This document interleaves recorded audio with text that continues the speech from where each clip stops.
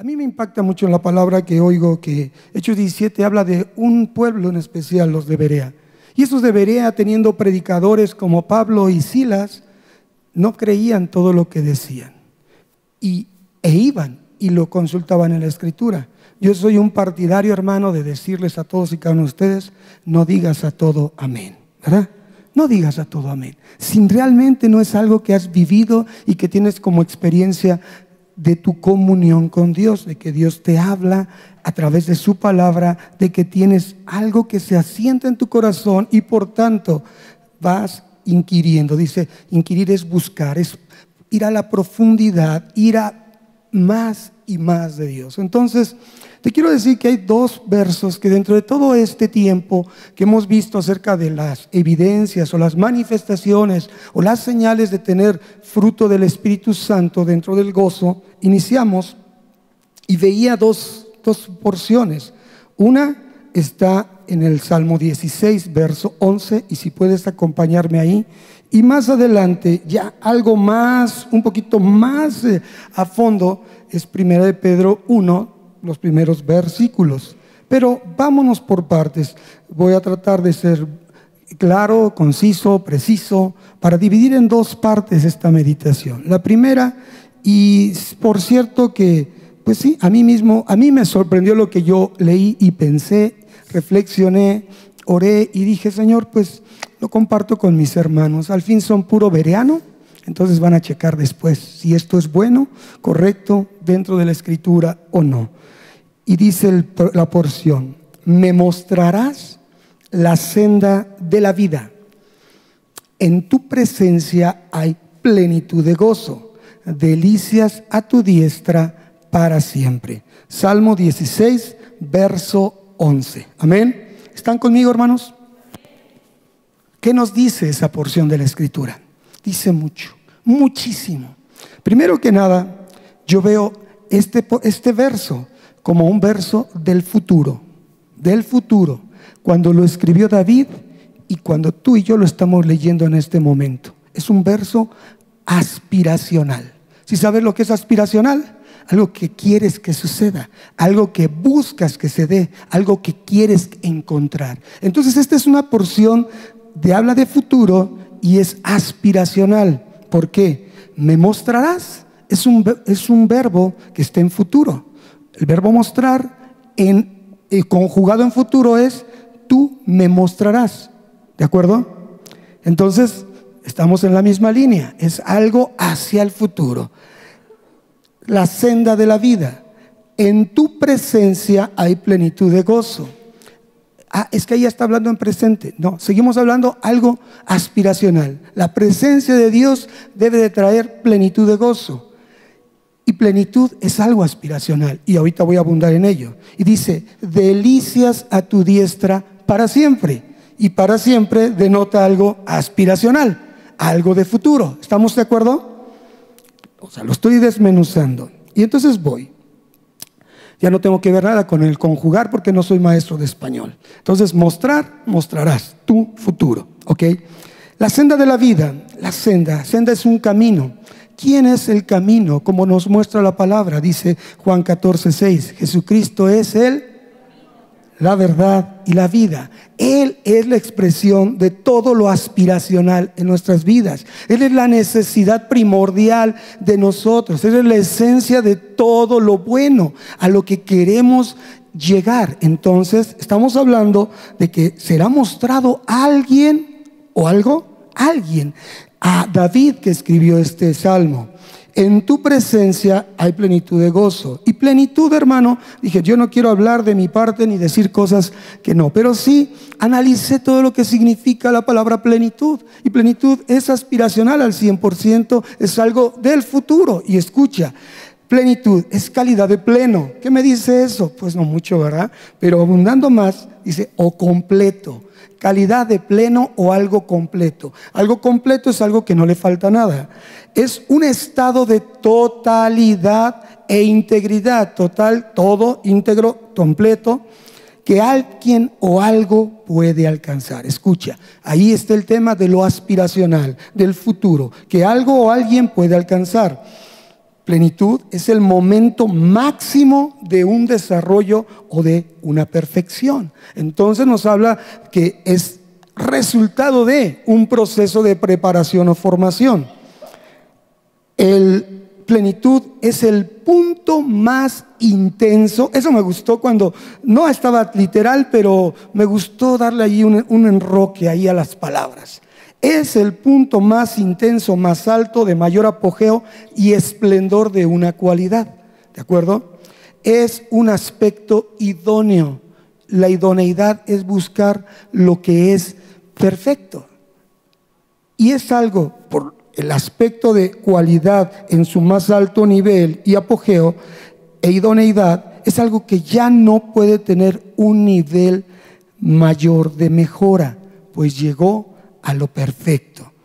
Lo contrario a esto es algo vacío, algo escaso y algo verdaderamente decadente. Entonces, si vas conmigo, seguimos en el punto aspiracional. La plenitud de gozo es algo aspiracional, y con eso déjame decirte, hermano, que al leer esa porción, yo, no sé tú, porque yo no soy tan santo como ustedes, porque yo sé que estoy en un proceso caminando hacia la senda que Dios quiere, hacia la que Cristo me marcó. Entonces, yo se los digo y me confieso, yo no conozco lo que es la plenitud de gozo, todavía, porque todavía estoy en un proceso.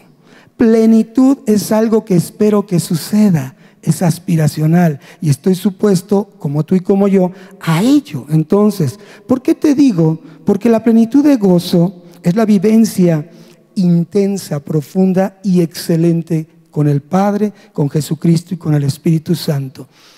Y hasta el momento, hermano, creo que solamente 2 personas en la Escritura han tenido esa experiencia intensa, profunda y excelente. De tal manera que esas 2 personas, estoy hablando de Enoc y Elías, fueron traspuestos sin ver muerte.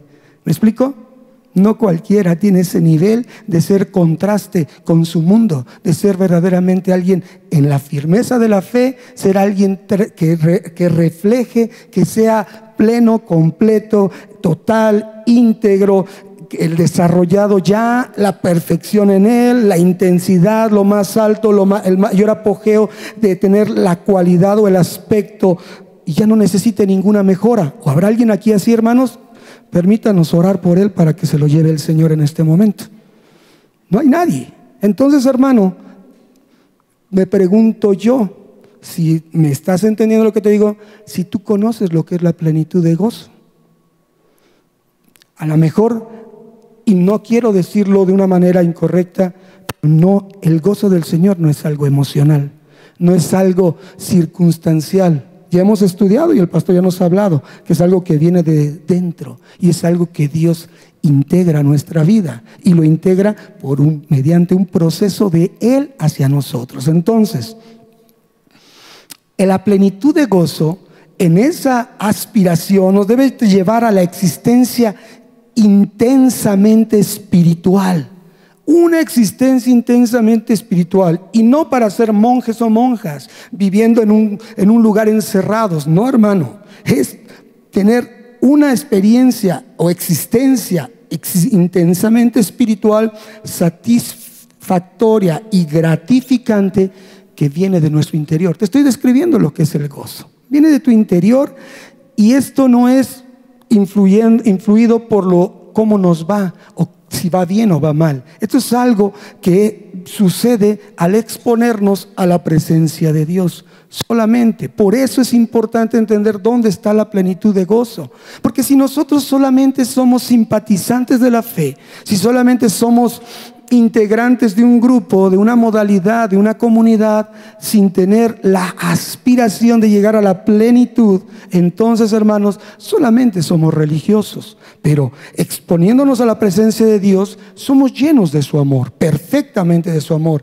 Somos llenos de este gozo porque nos conectamos con Dios directamente. No, eso no es una experiencia de un momento, hermanos. Déjenme decirles, si alguien les ha dicho que exponerse a la presencia de Dios es por un momento, por una hora, por un día, por una semana, eso no es, hermano.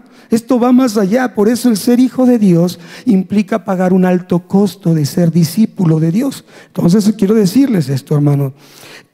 La plenitud de gozo es un estado auténticamente espiritual y relevante. Es decir, ¿todo el día vas a andar hablando de Dios? Sí. ¿Pero todo el día hablando de Dios puedes estar trabajando en tu lugar de trabajo? Sí. ¿Todo el día puedes estar en tu casa cocinando? Sí. ¿Y tener un estado auténticamente espiritual y relevante? Sí. Porque a ese estado le debes dedicar gran parte de tu tiempo y cultivarlo. Esa es la necesidad del que conoce de Dios, cultivar un relacionamiento con Dios para conocer a Dios. Porque también aquí hay un gran trecho de diferencia. Muchos dicen, yo conozco de Dios, conozco acerca de Dios, pero hermano, la Biblia nos dice que eso no es suficiente. Dios quiere que lo conozcas a Él y más allá, ser conocido por Él. Es que la Biblia dice que Él nos llama por nuestro nombre y nosotros oímos, y que las ovejas oímos su voz. Sí, hermano, pero Él está hablando ya de un estado pleno, de un estado perfecto, donde así se da la relación con Dios. No de que tú y yo podamos ser solamente movidos por una emoción, por una necesidad, por un grave problema en el cual estamos. Esas son las invitaciones de horror para conocer del Evangelio, no la de honor. Cuando te dice alguien, Cristo te ama, Dios puede transformar tu vida, aunque no estés en caos. Pero cuando ya estás en una situación adversa, en algo que te complica la existencia, en algo que derramas lágrimas y no puedes ver salida, ahora sí busco a Dios. Entonces eso no es la experiencia auténtica, espiritual y relevante. Ahora bien, cultivarlo se cultiva con equilibrio, hermanos. Con equilibrio, con inteligencia, con racionalidad, con una fe que no es de alarde, con una fe pensante, una fe definida por Dios. Si Él espera de lo que no se ve, la convicción pero sabes, hermano, es algo que tienes que pensar, no ser como otros que en vías de la fe hacen cosas incoherentes y en desorden delante de Dios. Tienes que cultivarlo con integridad. Eso también es relevante, hermano. O sea, no puede ser aquí uno y allá otro. O eres o no eres. Sin embargo, entender esto, hermano, nos da cada uno la posibilidad de entender dónde estamos parados. También es por medio del amor y decisiones sabias que nos van a ayudar a mantener ese gozo en nuestras vidas. Es un gozo que no depende de condiciones externas, sino que viene como un regalo implantado dentro de nosotros por Dios. Ahora bien, el proceso, porque necesariamente para llegar a un estado de plenitud, para llegar a un estado aspiracional, para llegar a un estado de perfección, de madurez, completos, totales, integralmente, tiene que haber un proceso de por medio. Ese proceso es que tú seas una persona igual aquí y allá afuera. Que cuando tú tengas que enfocarte en algo, te enfoques al 100%. Que cuando busques de Dios no repartas tu atención hacia otras cosas. Por eso tenemos tiempo de cultivo, de cultivar con equilibrio, integridad y amor. Entonces, hermano, el proceso hacia la plenitud, déjame decirte, proceso hacia la plenitud no implica perfección, en el sentido de no cometer ya errores, sino todo lo contrario, porque estamos en un proceso hacia una plenitud, en un proceso hacia una perfección. Entonces lo que tenemos que hacer es ir cometiendo menos errores. Tanto cultivas tu relación con Dios, tanto cultivas el exponerte a la presencia de Dios, tanto cultivas ese estado auténticamente espiritual, que entonces tu vida es un resultado de esa comunión y vas cometiendo cada vez menos errores. Y sobre todo entender que los obstáculos en tu vida, llámense pruebas, aflicciones, adversidades, controversias y todo lo que sea algo que busque desalentar y abramos puerta para desalentarnos, eso es precisamente lo contrario. Son escalones que nos llevan a ser plenos, hermano. Son escalones. La experiencia que hemos visto en las lecturas que estamos haciendo el devocional, todo tiene que ver que la prueba produce paciencia y la paciencia cumple su propósito en que nos afirma en nuestra fe. Entonces, hermano, el gozo entendamos, es el regalo dado por Dios. Cuando Él mete dentro, infunde en nosotros su Espíritu Santo. Y escucha, no depende si tienes buenas o malas circunstancias. ¿Quién dice amén? Ahora sí puedes decir amén, hermano, con convicción. ¿Entiendes lo que es el gozo? Gozo es que tengas ahorita $1,000,000 en la cuenta del banco. Gozo es que el médico te diga, tiene la salud de un muchacho de 15 años. ¿Eso sí es gozo? Qué bueno, amén. Esa es alegría, porque es pasajera. Mañana, si no cuidamos, quién sabe qué pueda pasar. Pero el gozo es algo que viene de dentro, que no importa si nos dicen, usted está en estado ya terminal. Gloria a Dios. Dice, qué loco. Bueno, pues dice que ahí viene algo diferente. Dice, para mí el vivir es Cristo y morir es. Entonces, hermanos, nuestro gozo no depende de lo bueno o lo malo que nos sucede en lo externo, sino depende de que es un regalo que tenemos que valorar de parte de Dios. Entonces, hablar de plenitud de gozo, de acuerdo a la definición que hemos visto, que es aspiracional, que es algo que deseamos que suceda, que es algo que queremos ver realizado en nosotros, es en realidad una expectativa que viene de Dios. ¿Y sabes qué es una expectativa? La esperanza o la posibilidad de conseguir, de tener algo. Entonces, seguimos hablando de algo aspiracional. La plenitud de gozo es una expectativa insertada en nosotros. Sí, tenemos el gozo, pero la plenitud todavía no la tenemos, porque todavía no somos perfectos. O dígame de aquí, ¿cuántos ya no pecan, hermanos? ¿Hay alguno que diga, yo ya no peco, ya alcancé el grado de perfección? Pregunto, ¿habrá alguien aquí que ya no se enferma? ¿Habrá alguien aquí que ya no se enoja? ¿Habrá alguien aquí que ya no se le salen palabras raras? ¿Nuevas lenguas? No, ¿verdad? Aquí hay todavía gente que estamos en una esperanza y en la posibilidad de que sucedan cosas buenas dentro de nuestra vida. Entonces, sí, debe de ser un anhelo en nosotros. ¿Quién dice amén? La plenitud del gozo debe de ser un deseo. Amén. Algo que queremos vivir, que se cumpla en nuestras vidas.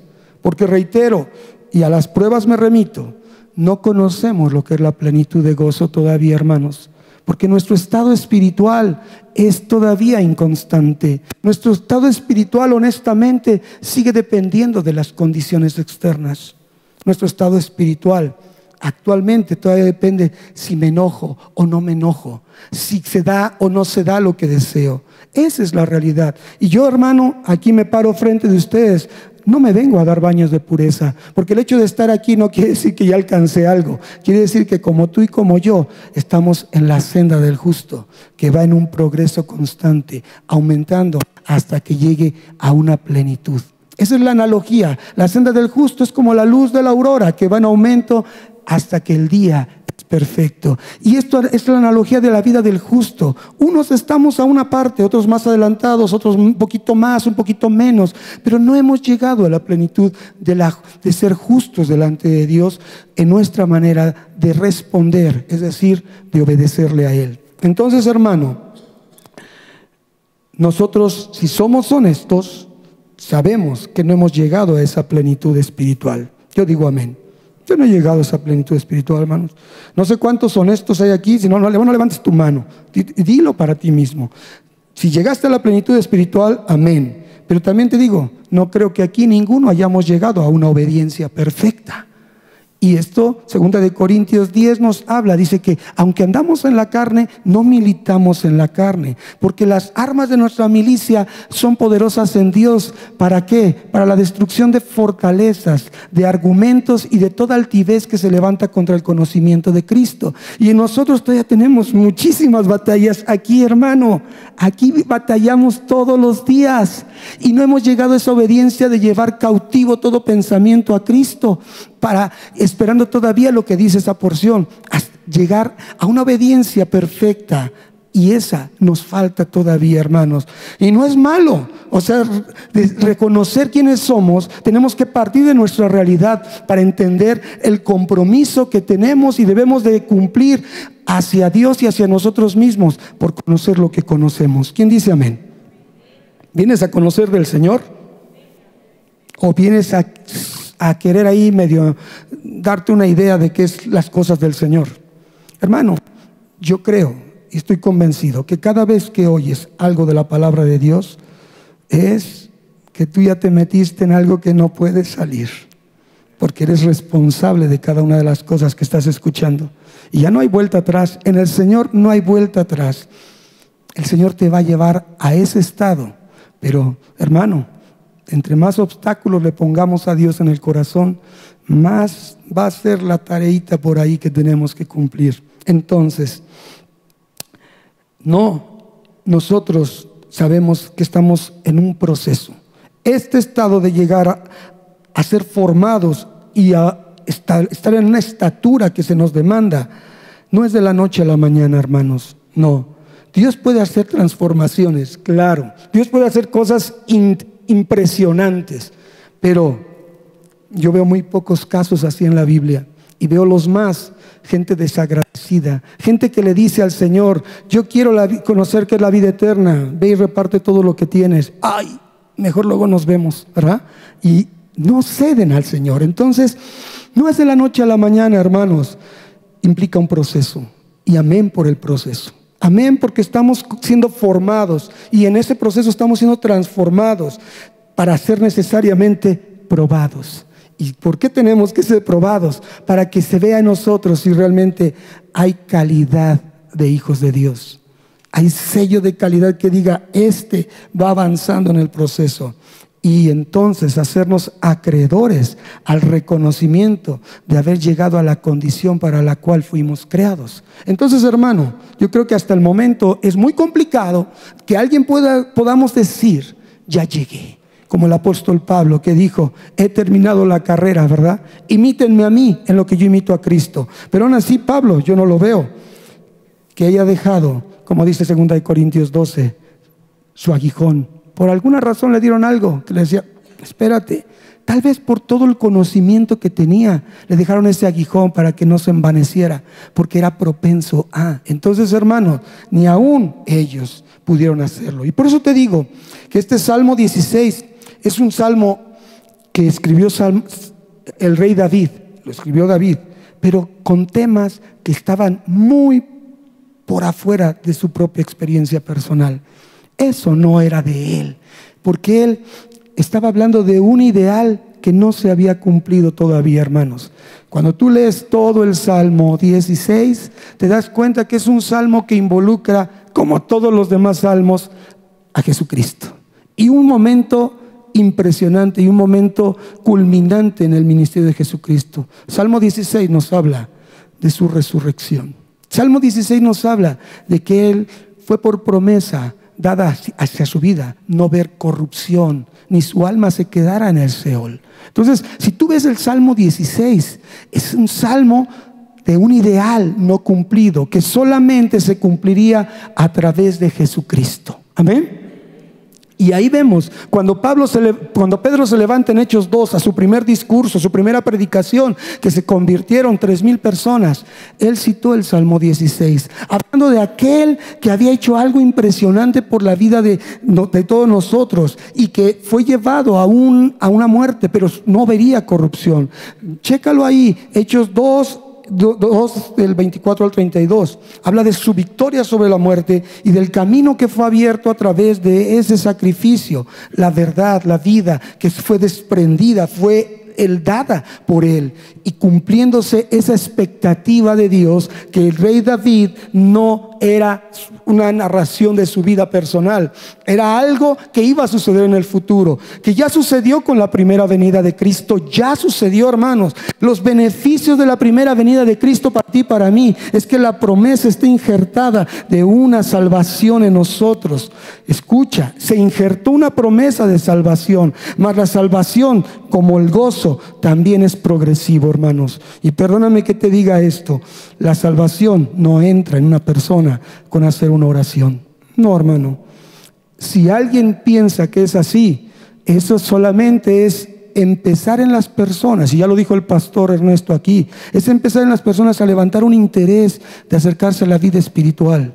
Pero la verdadera salvación es un progreso, es algo progresivo en la vida de la persona que se expone a la presencia de Dios, a la palabra de Dios, y que ve en ellos la necesidad de arrepentirse de su vida de pecado y pedir perdón para poder recibir el perdón y poder recibir también que haya sobre su vida reposo que no tiene. Por eso dice el Señor Jesús: vengan a mí los que estén cansados y trabajados, porque yo los voy a hacer descansar. Entonces el encuentro con Cristo es venir con esas cargas de pecado que tú tienes, cansado de tu vida, y que Él te ayude y tome esas cargas. Y no es una persona, es la física, es la persona de Jesús que lo hace. Entonces, hermano, yo te quiero decir con esto, en los minutos que me quedan, que la siguiente porción que vi de algo aspiracional también tiene que ver con la salvación, con un tema de responsabilidad, entender que es por gracia, pero que tenemos que valorar y responder en obediencia a lo que Dios quiere. La carta es 1 de Pedro 1, versos 1 al 12. Primera de Pedro, versos 1 al 12, hermano. Y aquí no me voy a ir mucho ya en detalle, porque el tiempo nos falta.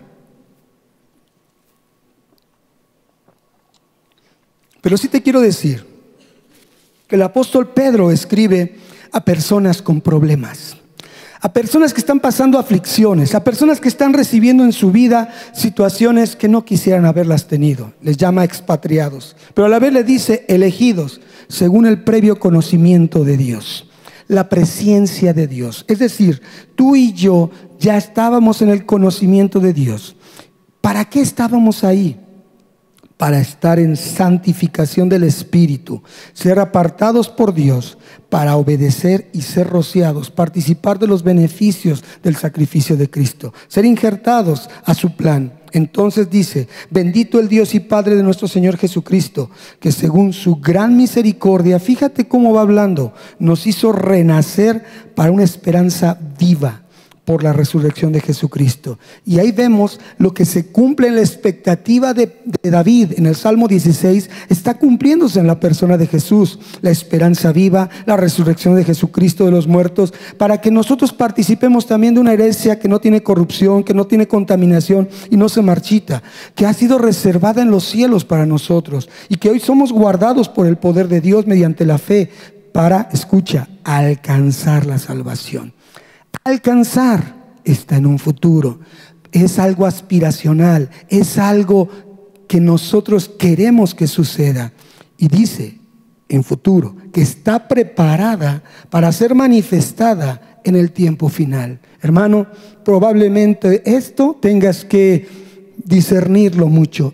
Ahí está en la Biblia, una salvación que debe de ser alcanzada y que está preparada para ser manifestada en el tiempo final. Pero ahora nos alegramos por un poco de tiempo, y es necesario, dice, que tengamos que ser afligidos, proceso, para llegar a una plenitud de obediencia, para llegar a una plenitud de espiritualidad, en diversas pruebas, y así sometida a prueba nuestra fe, mucho más preciosa que el oro, sea hallada en alabanza. Es decir, tengas tu sello de aprobación, tengas tu sello de calificación, gloria y honra, cuando sea manifestado Jesucristo. Y aquí la pregunta es: David no sabía de Jesucristo, pero Pedro había caminado con Jesucristo. Entonces lo que expresa Pedro aquí, cuando sea manifestado Jesucristo, no está hablando en tiempo antes de conocer a Cristo, está hablando del tiempo de su segunda venida, cuando la plenitud de las cosas será evidenciada y nosotros seremos partícipes del verdadero regalo de la salvación, entender todo el proceso que hemos pasado aspiracionalmente para llegar a una plenitud, hermanos. Espero me entiendas tu corazón. Profetizaron otros de la gracia destinada a vosotros, inquirieron diligentemente, indagaron acerca de esta salvación, escudriñando qué persona y qué tiempo indicaba el Espíritu de Cristo que estaba en ellos. Mira nada más, aquí te está hablando de la importancia de que alguien decía, algo está ahí. No sabían del secreto de la perla preciosa de la iglesia, pero sabían que había algo. Inquirieron en la persona, en el tiempo, que anunciaba también de antemano los sufrimientos de Cristo y las glorias que vendrían tras ellos, su muerte y su resurrección. Y se les reveló a esos hombres, David, pero no para sí mismos, sino para nosotros. Ellos administraron cosas que ahora son anunciadas y nos han predicado el Evangelio por el Espíritu Santo enviado del cielo, que aún los ángeles anhelan mirar, hermano. Yo te quiero decir esta noche que lo que estás oyendo te compromete a no ser un espectador. Te compromete a ser un buscador de la Escritura y entender que dentro de todo estamos siendo nosotros llevados en un proceso para alcanzar una plenitud como hijos de Dios, una plenitud de gozo y una plenitud de la salvación. Porque ciertamente hay una promesa: Cristo vino y nos justificó delante del Padre, pero Cristo dejó al Espíritu Santo para que fuera, como dice la palabra, el que la buena obra empezó, la perfeccionará. Y perfeccionar, conjugado en futuro, es Él perfeccionará. Estamos hablando aspiracional, algo futuro que tiene que ser verdaderamente consolidado. Como la plenitud de gozo es una expectativa, es algo aspiracional, es algo que se tiene que cumplir cuando lleguemos a la madurez espiritual. También la salvación es la expectativa del plan de Dios para nuestra vida. En ella confiamos, en ella creemos que estamos caminando para ser esos hombres y esas mujeres que alcancemos la oportunidad que Él nos brinda de habernos integrado a su mundo de amor. Porque mira, hermano, ¿cuántas personas pasan por aquí? ¿Cuántos eventos se hacen para que la gente conozca de Cristo? Si todos ese fuera lo efectivo, esta iglesia ya no estaría en esta condición. Sería abarrotada por miles de personas. Entonces, no es la actividad o el activismo humano, es el propósito de Dios en que cada uno de los que Él, como dice la palabra, los elegidos según el previo conocimiento de Dios Padre, se someten a ese proceso, a ese evento progresivo en el que Dios nos acompaña para completar la obra que Él empezó y para poder lograr llevarnos a concluir los propósitos de su corazón, sus anhelos y sus deseos, no los nuestros. ¿Me entiendes, hermano? Si nos alineamos a lo que Dios quiere, entonces veremos que plenitud, ya lo dije, implica madurez y un estado de perfección en un proceso de crecimiento, de desarrollo, de involucramiento, de disciplina y de enfoque, que en ese proceso se va cambiando tu mentalidad a una mentalidad bien enfocada y bien dirigida, que debe fundamentarse 100%, escucha esto, en la dependencia y en la permanencia en Cristo. Solos no lo podemos hacer. Entonces todo nos apunta a Cristo, que Él produce el querer como el hacer, porque esa es su buena voluntad. Y de nosotros, ¿qué hacemos de este trabajo? Solamente ceder nuestra voluntad. Amén. Solamente acercarnos a Él, solamente obedecerle a Él, en una fe racional, en una fe pensante, en un decirle que cedemos para que cambie nuestra mentalidad. Y como dice Romanos 12:2, habiendo un cambio de mentalidad, no amoldándonos a lo que se nos ha enseñado en este mundo, entonces podremos conocer cuál es la perfecta, buena y agradable voluntad de Dios. Es el cambio de mentalidad, hermano. En todo, entonces, existe un progreso. ¿Y para qué queremos progresar? Porque lo que importa es lo de adentro. El hombre interior se va fortaleciendo, aunque el exterior va mermando. Y eso es un proceso normal. Somos niños, jóvenes, adultos, ancianos, morimos. Entonces, Pero ¿por qué progresar y perseverar en la fe? Porque las bendiciones de Dios son tan grandes que aún podemos gozarnos en todo tiempo, y principalmente en los tiempos de prueba, sosteniéndonos por la fe en un Cristo a quien no hemos visto. Mira qué glorioso. ¿A dónde llegamos? A la fe.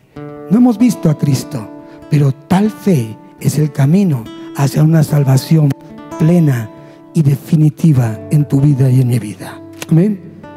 Pongámonos de pie, hermanos. Cierra tus ojos y ahí en tu corazón dile, ahí en tu corazón, no me mires, hermano, porque te distraigo.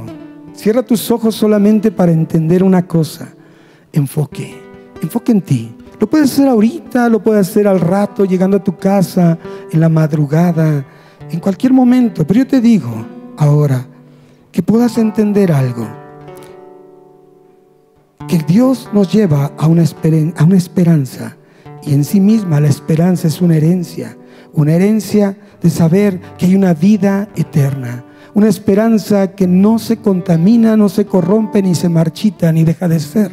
Es una esperanza cuya meta final es una revelación que Dios, es una revelación de la salvación que Dios mostrará en los últimos tiempos, cuando Jesús sea revelado. No antes, porque antes confundimos. La salvación proviene de la gran misericordia de Dios. Consiste en un nuevo nacimiento hacia una nueva vida, y esa esperanza se hizo posible por Jesucristo. David no la vio, pero tú y yo somos parte ya de ese plan. Y eso nos lleva Él mismo a una herencia de resurrección, porque el mismo Espíritu que resucitó a Cristo nos va a resucitar a nosotros, porque lo tenemos dentro.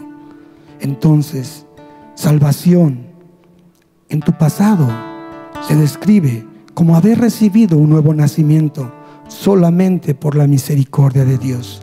En tu presente es tener el escudo del poder de Dios para perseverar, cuidado, acompañado y enseñado por Él. Y en tu futuro es cuando en el tiempo final llegará la plenitud de nuestra liberación, cuando podamos ver cara a cara a Dios, al Santo, al 3 veces Santo, y solamente lo podemos ver en un estado de plenitud espiritual, de plenitud de gozo, plenitud de integridad, plenitud de gracia, plenitud de una vida santa. Hoy somos guardados, sí, por el poder de Dios. Ya se cumplió en ti y en mí, pero sabes, en el futuro seremos guardados,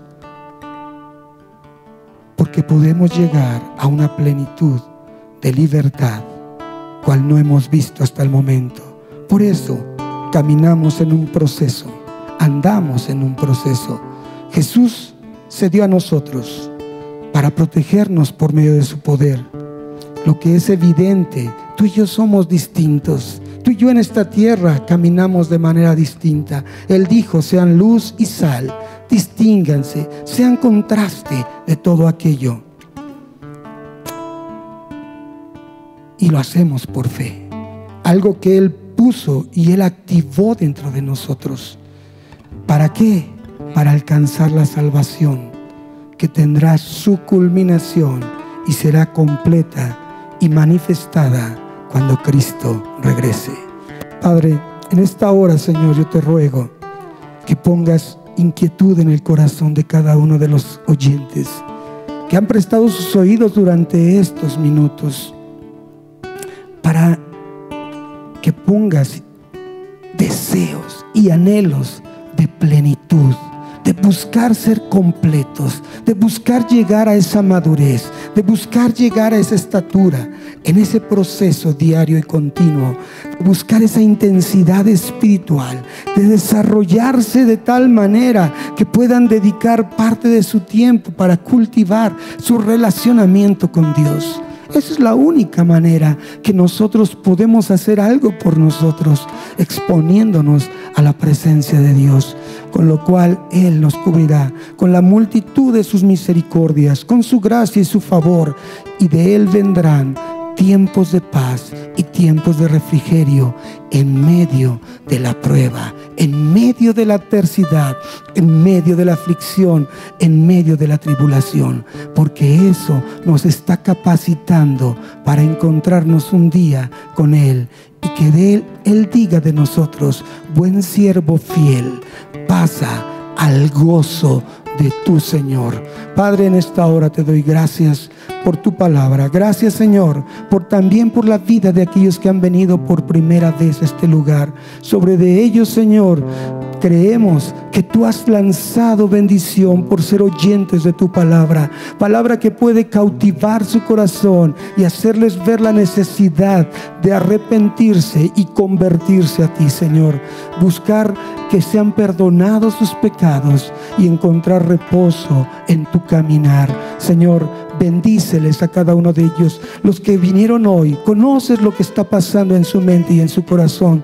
Dales una convicción: buscarte, en llegarse a ti y encontrar el camino, empezar el camino hacia esa plenitud de gozo y de salvación. Padre, bendice a tu congregación, bendice a tu iglesia, bendice al mundo de fe, bendice a todo aquel que presta sus oídos a tu palabra. Dales convicción que eres tu soberano Rey y el que dice la última palabra. Señor, gracias en el nombre de Jesús. Amén y amén.